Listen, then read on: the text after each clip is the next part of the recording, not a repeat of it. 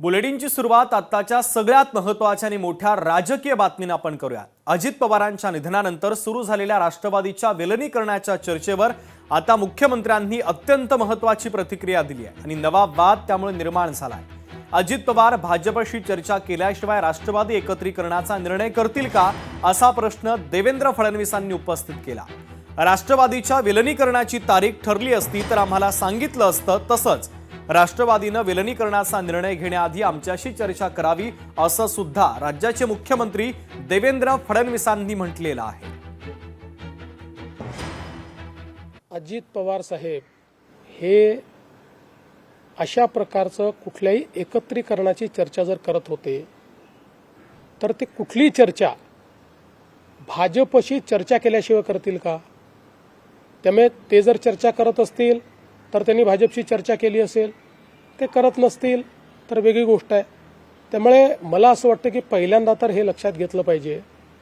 पुन्हा एकदा सांगतो, चर्चा करायची नाही करायची, विलीनीकरण करायचं सर्वस्वी 100% राष्ट्रवादी काँग्रेस पक्षाचं डोमेन आहे। हा आमची अपेक्षा एवढी असेल, कुठलाही निर्णय घेण्याच्या आधी त्यांनी आमच्याशी चर्चा एकदा करावी।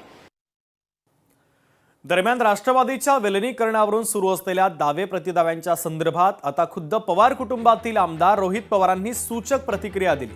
पवार कुटुंब सध्या या धक्क्यातून सावरण्याचा प्रयत्न करतंय। विलीनीकरण आणि इतर वादांवर सध्या बोलणं योग्य नाही। राजकीय आरोप प्रत्यारोप किंवा पक्षांतर्गत घडामोडींवर मी 13 दिवसांनंतरच अधिकृतपणे बोलेन असं रोहित पवारांनी म्हटलं। त्यामुळे 13 दिवसांनी रोहित पवार कोणता गौप्यस्फोट करणार याकडे राजकीय वर्तुळाचं विशेष लक्ष लागलेलं आहे। पूर्ण प्रक्रियेमध्ये गेल्या 3 ते 3.5 महिन्यामध्ये मी स्वतः होतो। अनेक वेळा दादांना मी भेटलो होतो।